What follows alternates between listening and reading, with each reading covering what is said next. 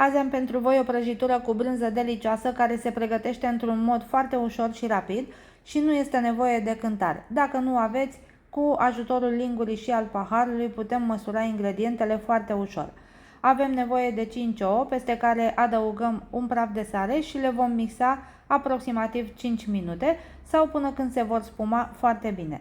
La final, ele trebuie să arate ca o spumă destul de cremoasă, exact așa cum puteți vedea și pe imagine.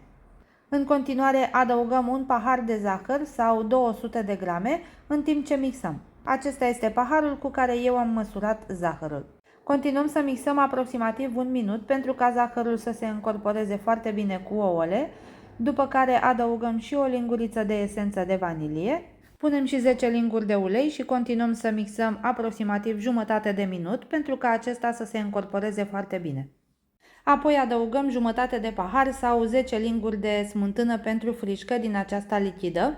Dacă nu aveți, puteți să o înlocuiți cu lapte, însă în acest caz veți adăuga decât 8 linguri de lapte. Continuăm să mixăm, în timp ce adăugăm și o linguriță sau coaja rasă de la jumătate de lămâie, iar apoi vom cerne făina, o cană îndesată sau 250 de grame.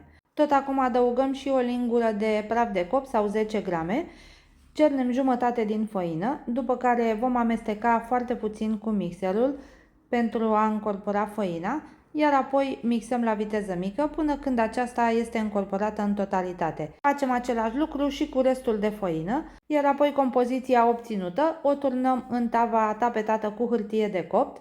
Dimensiunile tăvii mele sunt de 26 de cm pe 22. În acest timp preîncălzim și cuptorul la 180 de grade Celsius cu căldură de sus și de jos. Mișcăm puțin tava pe blatul de lucru pentru a uniformiza compoziția în interior și o dăm deoparte. Pregătim și umplutura. Avem nevoie de o cană foarte plină și îndesată de brânză de vaci pe care am sfărmat-o și am scurs-o foarte bine înainte. Adăugăm peste ea un ou și amestecăm foarte bine. De asemenea punem și 3 linguri de zahăr pudră, îl încorporăm și pe acesta. Iar pentru o aromă foarte plăcută adăugăm coaja rasă de la jumătate de lămâie și totodată și o linguriță de esență de vanilie.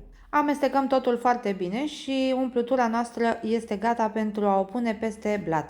Acum, dacă o vedeți că este foarte lichidă, puteți să adăugați 2-3 linguri de pesmet pentru a o îngroșa. Eu am pus 2 linguri de pesmet, după care am amestecat și am lăsat-o la odihnă 2-3 minute. În această compoziție opțional puteți să puneți stafide sau afine. Eu de data aceasta am folosit afinele. Pe deasupra compoziției de blat adăugăm umplutura de brânză, o distribuim din loc în loc, după care punem prăjitura la cuptor la 180 de grade pentru 40-45 de minute sau până când se vede rumenă la suprafață. După ce am scos-o de la cuptor, o lăsăm cam 5 minute în tavă pentru a se răci puțin, iar apoi o întoarcem și o așezăm pe un grătar. În așa fel putem scoate și hârtia de la bază și aceasta va fi partea de sus a prăjiturii. Odată ce s-a răcit, o așezăm pe platoul unde o vom servi și o vom pudra cu zahăr pudră după gust. Am tăiat câteva felii pentru a vă arăta cum este și la interior. Este foarte fragedă, ușor suculentă datorită brânzei și este foarte bine aromată. Încercați-o și voi pentru că cu siguranță vă va încânta.